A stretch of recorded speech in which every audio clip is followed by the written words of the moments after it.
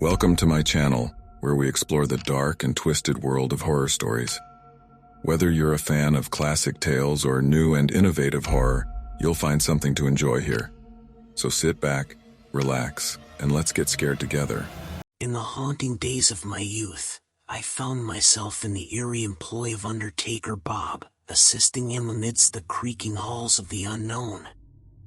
A fledgling in this morbid world, I was a concoction of nerves and questions, yearning for insight. One question escaped my lips, a question that would unleash a tale I would never forget. "Bob," I hesitated, "in all your years of this macabre work, have you ever glimpsed a true ghost?" Bob's response, laden with weight, cut through the air like an unspoken omen. "You really want to venture into those shadows, kid?" he queried, his voice a mixture of caution and curiosity. "Knowing might bring more than you bargained for." Bravado spurred me on, urging me to push forward. "I have to know," I insisted, my pulse quickening with morbid fascination. Bob's gaze was a portal into the abyss of his experiences, as if he were traversing memories both chilling and surreal. "Very well," he sighed, "gather round. I'll regale you with the story of the emaciated woman." The words hung in the air as if a shroud of mystery had descended upon us. Bob's voice began to weave a tale of a woman, a specter of beauty in her late 30s, whom he dubbed the emaciated woman. She was a soul shrouded in destitution, her final resting place personally orchestrated by Bob's hands. A chill coursed through my veins as he recounted an evening when she approached him outside his dwelling. Her words, echoing with a spectral longing, pierced the stillness of the night. "Uncle," she cried, her voice an ethereal whisper, "when my time comes, let my coffin be swathed in velvet, not the mundane trappings of the ordinary."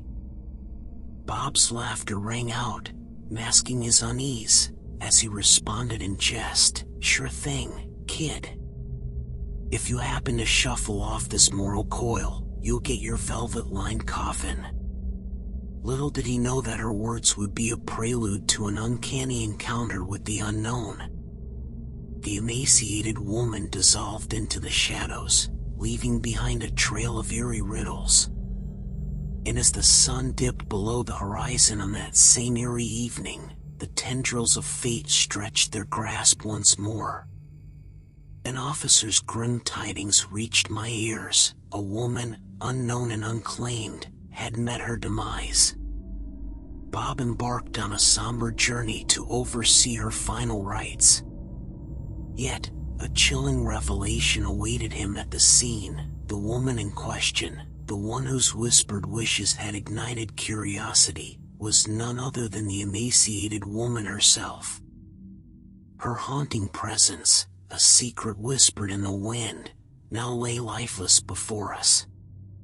True to his word, Bob's hands had adorned her resting place with the opulence of velvet, honoring a promise that transcended realms. As the funeral unfolded, an aura of uncanny connection hung heavy in the air, my mind a maelstrom of curiosity and fear.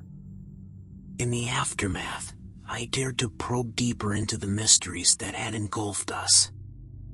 "And what of her remains?" I inquired, apprehension quivering in my voice. Bob's answer was cryptic, tinged with a foreboding truth.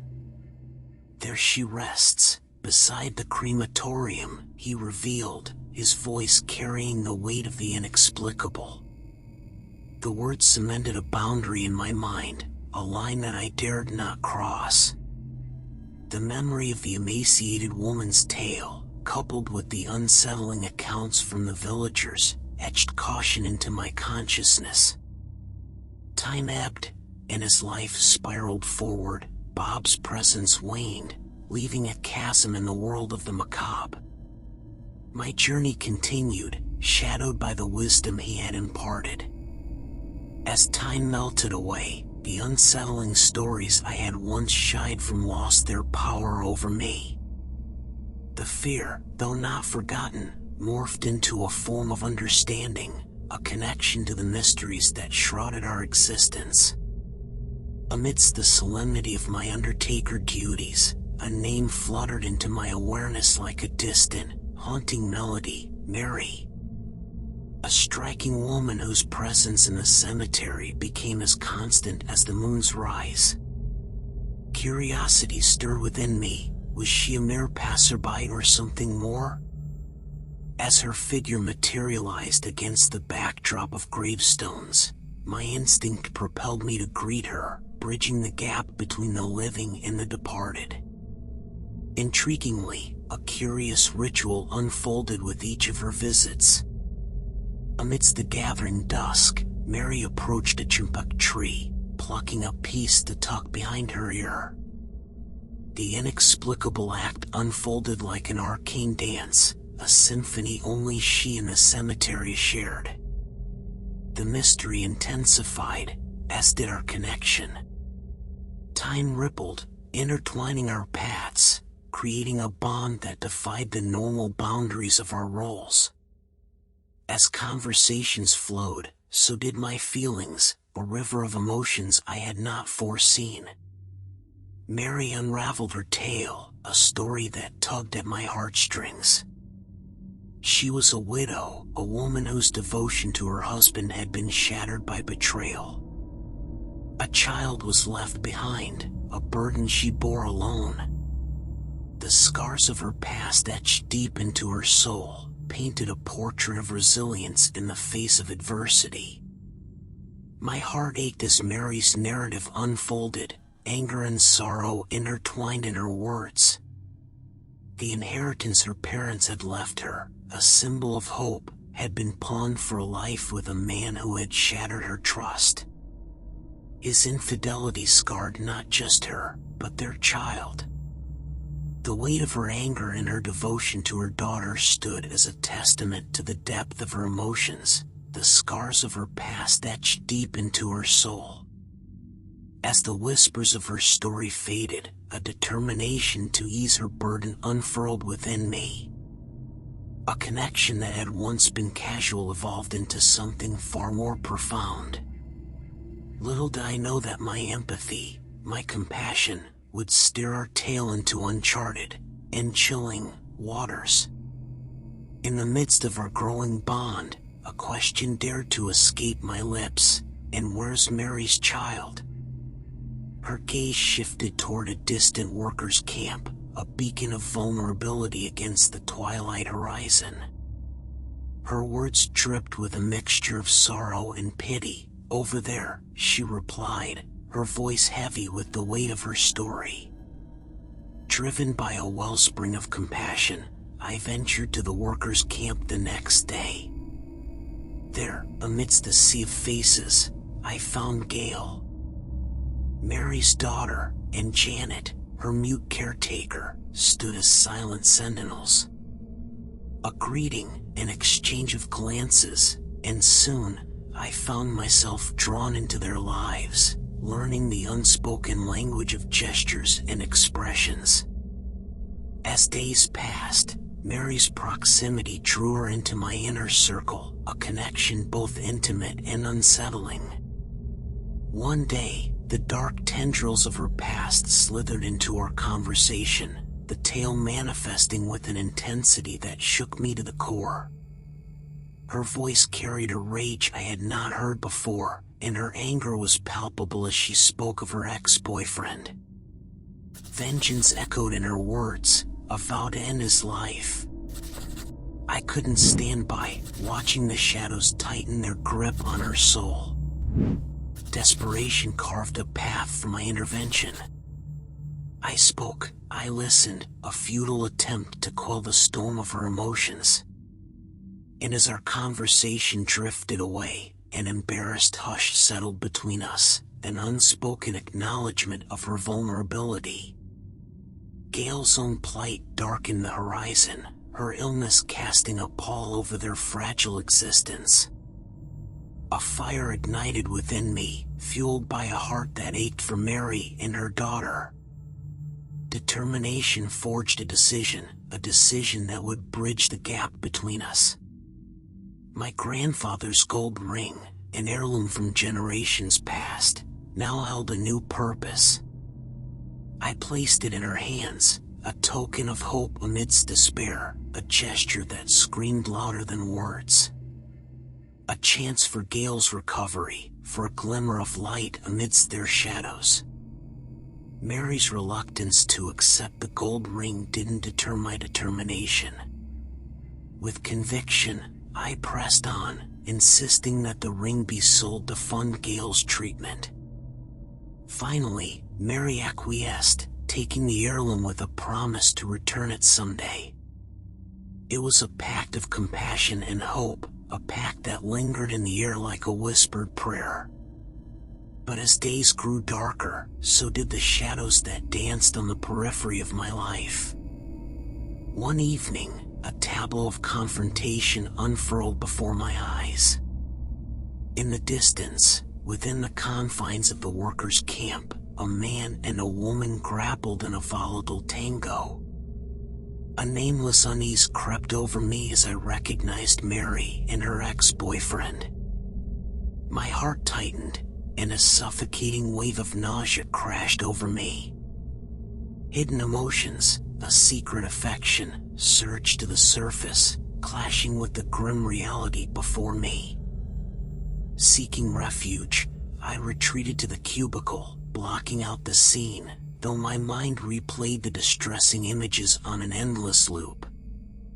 I clung to the darkness of the cubicle, my refuge from a world that spun in disarray. Time unfolded, like the pages of a ghostly novel, as if the universe itself was playing a cruel trick.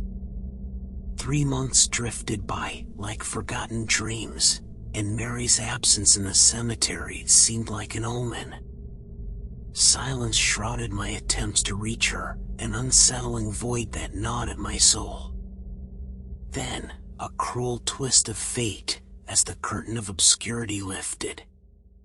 In front of the very cemetery where I resided, a confrontation erupted. Mary and her ex-boyfriend were locked in a bitter struggle. My heart raced, torn between wanting to intervene and understanding that I was an outsider in this storm of emotions. Mary's fists met her ex-boyfriend's body, each blow echoing with pent-up rage. I turned my back, escaping the tumultuous scene, my footsteps carrying me away from the turmoil. As I walked the path of retreat, a man's voice, agitated and desperate, sliced through the air. "Stop. Listen to me," he implored, but I was deaf to his cries, my resolve stronger than the pull of curiosity. Little did I know that the fragments of Mary's life were converging, each piece unveiling a puzzle far more intricate and chilling than I could ever have imagined. The strands of my life wove a chilling tapestry, leading me to an ominous crossroads. An opportune moment materialized to commence the cremation of the emaciated woman, a figure whispered about in hushed tones by the villagers, her dreadfulness casting an inescapable shadow. The air was thick with a sense of foreboding as I prepared for the somber ritual set to unfold the following day. As the sun dipped beneath the horizon, casting the world into an eerie twilight, Mary materialized before me at the accommodation. Her words were direct, her gaze unwavering. "Why have you been avoiding her?" My response came swift, a mixture of truth and evasion. "No, it's just that I saw your ex-boyfriend returning, and I didn't want to complicate things." An explanation wrapped in concern, or so I hoped. Mary's voice resonated with a determined urgency. "Wait, let's discuss this tomorrow," she declared before melting into the darkness. With the arrival of a new dawn, the emaciated woman's final journey commenced. The cremation fire would soon consume her earthly form, freeing her from the realms that tethered her. Yet, the path to this liberation proved more unsettling than I could have fathomed. The task at hand demanded the excavation of her body, a surreal and macabre endeavor that gripped me with trepidation. As I worked, my senses were assaulted by an overpowering odor, an acrid stench that defied reason. My experience whispered that corpses buried for a length of time shouldn't emanate such a pungent aroma. But as I delved deeper, the true revelation awaited. Before my disbelieving eyes, another figure emerged from the same grave, a man's lifeless form, side by side with the emaciated woman's remains. Confusion spiraled within me, an avalanche of questions crashing into my mind. Bob's voice echoed in my memory, recounting how he himself had buried the emaciated woman. How could the story he shared differ so vastly from the truth before me? The pit before me was deepened not only by the physical excavation but by the weight of the enigma that lay buried within it. How had two bodies ended up in that very grave, a secret whispered by the wind and left for me to unravel? Desperation fueled my actions, my reality veering into a realm of unanswerable questions. Hastening to summon an officer, I sought validation for the haunting scene that lay before me. With each passing moment, the unsettling familiarity of the deceased man's clothing clawed at my memory. And then it hit me like a bolt of lightning, those garments, the same worn by Mary's ex-boyfriend on that fateful day. Shock cascaded over me, a chilling realization crystallizing. The grave's cruel secret was unveiled. The man before me was indeed the one I had seen locked in a bitter struggle with Mary. A ghastly puzzle pieced together, painting a portrait of intertwined fates and ominous mysteries.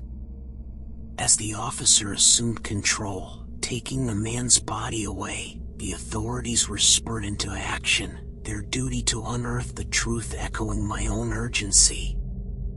The cremation ceremony of the emaciated woman was abruptly halted, the authorities demanding an investigation into the extraordinary presence of the two bodies within a single grave. Unusual circumstances necessitated proof, a quest to quell the whispers of the unexplained that hung heavy in the air. Days stretched, like shadows cast by an eternal dusk, and as the truth emerged from the darkness, the path forward became clearer. With the authorities satisfied by their findings, I stood once more before the emaciated woman, the solemnity of her essence beckoning me to complete the task that had been temporarily set aside.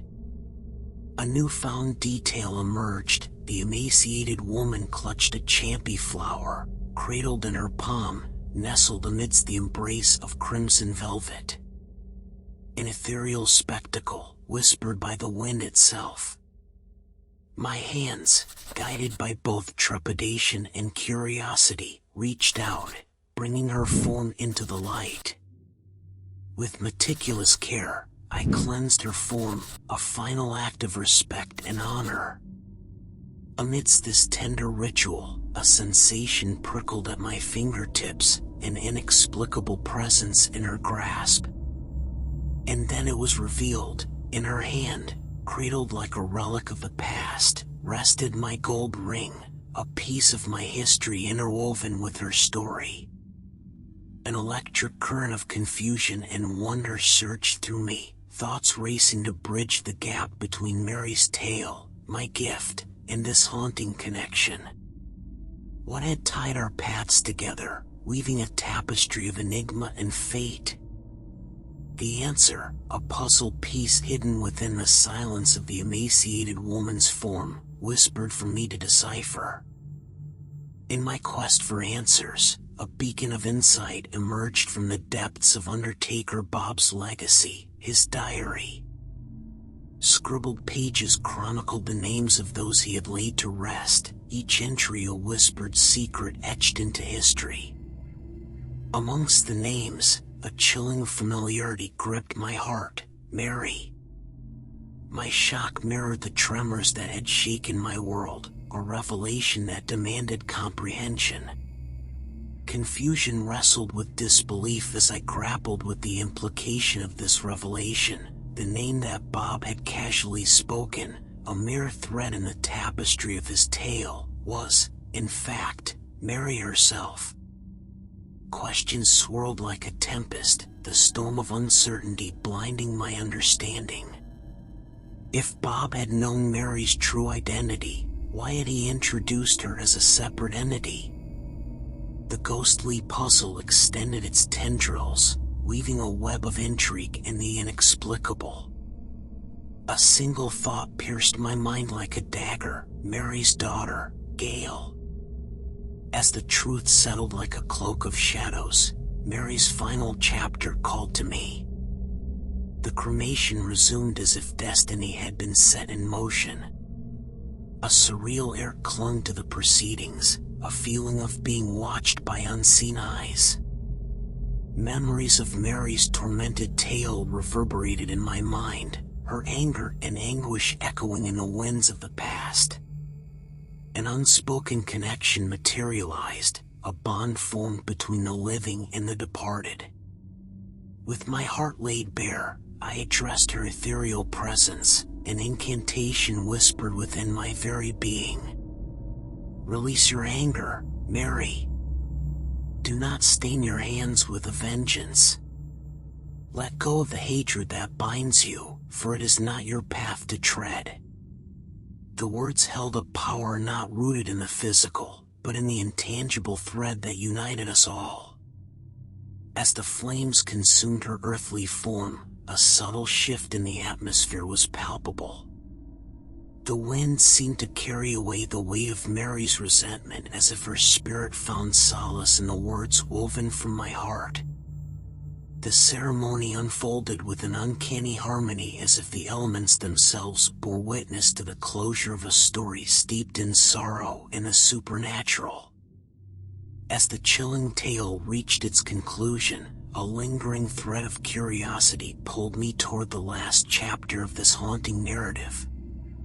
Mary's daughter, Gail, emerged as the final enigma to unravel. Determination flowed through my veins, a desire to bridge the gap between the living and the specters that haunted their lives. A visit to Gail was imminent, a journey to mend what remnants of the past could still be salvaged. A call, a voice as innocent as the rustling leaves, echoed through the air, Gail's beckoning. Her presence materialized before me, a childlike smile adorning her face, yet shadows clung to her aura like the specters that roamed the world beyond. I questioned her about Mary's recent visits, only to be met with laughter as sweet as a lullaby. She chimed her words like a riddle meant to unravel the truth that had eluded me. And then, her revelation unfurled like a chilling gust of wind. Why would my mother be coming to see me? Gail sleeps with Mary every night. The words, innocent yet ominous, clung to the air as Gail walked away, leaving me in the throes of uncertainty and dread. The revelation shattered my understanding, a puzzle piece that refused to fit within the boundaries of reason. The veil between the living and the dead, once faint, had been torn asunder, revealing a realm where boundaries dissolved like morning mist. Mary, a bridge between the worlds, haunted the realm of the living not as a malevolent force, but as a motherly presence, her spirit cradling her daughter in the sanctuary of night. The truth had woven a tapestry far beyond my initial comprehension, unraveling an existence that defied the confines of reality. And as I stood at the crossroads of understanding, a sense of helplessness gripped me. Mary's sorrow, in her unquenched rage, were now threads forever woven into the fabric of the world. I could offer no salvation, no remedy for her plight, only empathy and an unwavering memory of her chilling tale. As the days turned into nights and the seasons changed, I carried with me the weight of Mary's story, a haunting melody that echoed in the corners of my mind. I realized that some mysteries were destined to remain unsolved, some sorrows beyond the reach of mortal hands. Mary did not belong to the realm of the living, yet her presence lingered as a testament to the unexplainable, the unknowable. And so, I walked away from that cemetery, my steps heavy with the burden of understanding. In the end, all I could offer was a silent prayer for Mary's eternal rest, a wish that her soul might find the peace that had eluded her in life. The story of Mary, the emaciated woman, and her daughter Gail, would forever be etched in the annals of my memory, a chilling reminder of the thin veil that separates our world from the mysteries that lie beyond. Thank you, awesome audience, for tuning in. Your support and enthusiasm mean the world to us. Remember to like, subscribe, and hit that notification bell to stay updated on our latest content. Until next time, keep spreading positivity and embracing creativity. Stay amazing, and we'll see you soon.